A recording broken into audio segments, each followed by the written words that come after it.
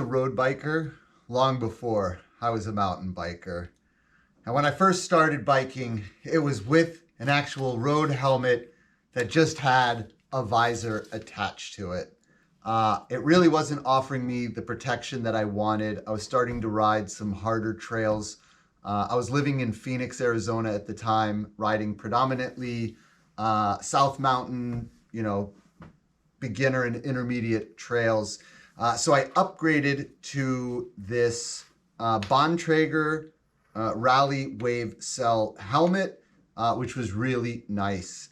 But today we're talking about the Smith Mainline full face Enduro helmet and why I decided to upgrade to that. Hello everyone and welcome to the channel. As always, my name is Todd and I'm an old ass mountain biker living in Massachusetts. So I started out with this specialized helmet and I even rode on the mountain for a good 3 or 4 months with this. But I really didn't feel all that safe. You can see it's some EPS foam and really that's about it. Bontrager Rally Wave Cell helmet. This has the Wave Cell technology that's supposed to act like a crumple zone on your car, and it's supposed to work both to replace the MIPS as well as that added protection. And I really like this helmet. It's a little bit heavier. Actually, it's quite a bit heavier than this helmet.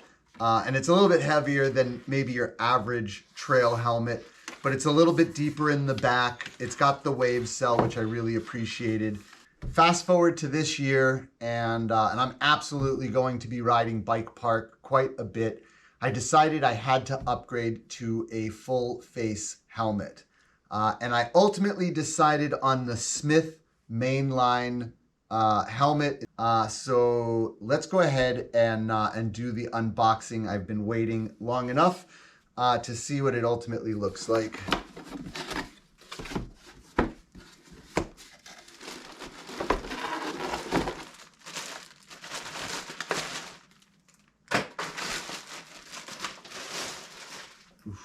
I like the color. If you didn't notice, I'm a little bit of a color weenie. The green really matches the color on my bike. I have a decent amount of orange accent on the bike, so I went with the orange there as well. The first thing I will tell you is it's not that heavy. This helmet weighs in at 770 grams in medium, which this is. So I don't think it's all that extreme. So some of the reasons why I ultimately chose this helmet.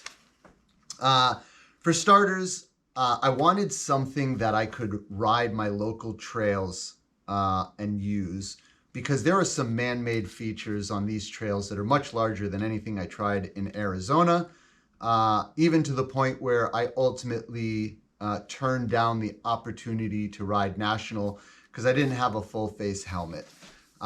So I didn't necessarily want a dedicated downhill helmet, but I did want to have an enduro helmet that was downhill certified, and the Smith Mainline is. And one of the big reasons why is it's single piece construction. It doesn't have the detachable chin, which is really important. And a lot of people call it a con. I'll tell you whether I ultimately think it is a con or not, but it uses the D-buckle for the locking mechanism. It's the least likely to fail and therefore is probably one of the more secure options. The Rally Wave Cell helmet has that Wave Cell technology built in. It's supposed to be kind of like a crumple zone and rotational forces.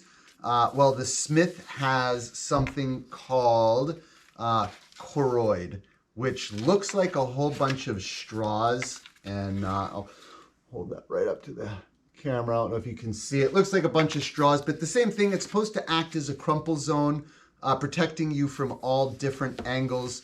The helmet has a significant amount of this. It's open right here. It's open in the back on the bottom, and in the very, very front as far as that extra material. It also has MIPS, so that is how they deal with the rotational forces. It has a adjustable visor. The box comes with 3 sets of chin or cheek pads. It comes with 2 different options for the neck roll back here, and it comes with 2 different options for the crown pad, giving you the option to really dial in the fit.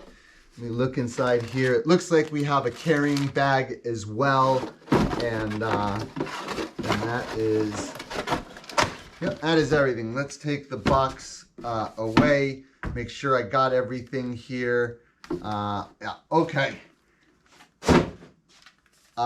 So let's go ahead and try it on with the default pads and see what happens.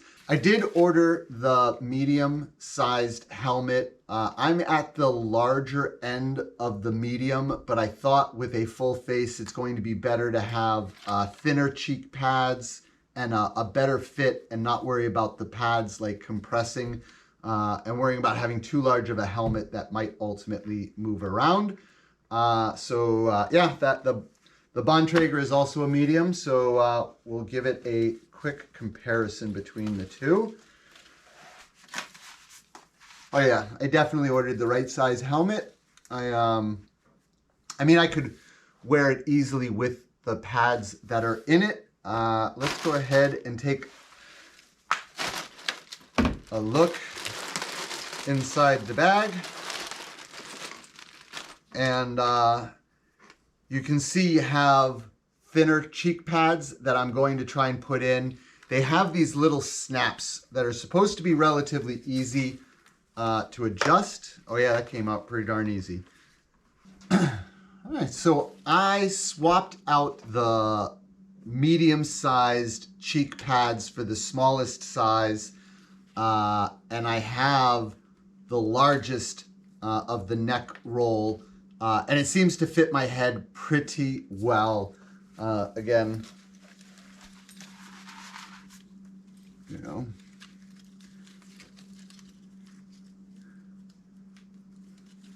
I used to ride a motorcycle, so I don't think the debuckle is going to be that big of an issue. With a little snap, you really know it's not going to come off. So, and this is the downside to the helmet, is it can be a little bit tricky to take the buckle off.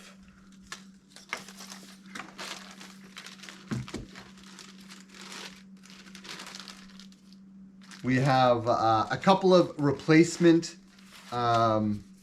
screws for the visor because they are designed to shear off in case you fall, so they're not super stable.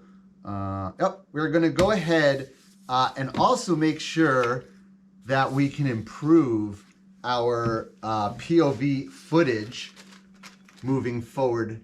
And to that end, I bought myself a couple of new GoPro adapters, and I have, oh, fell on the floor.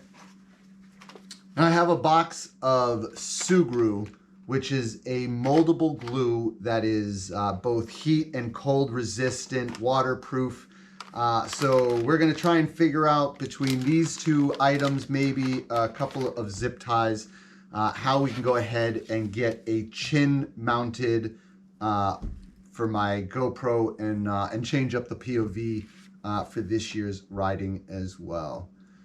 As always, if you enjoyed the content, please do me a favor and hit like. Consider subscribing. It really helps the channel, lets me know you guys are watching.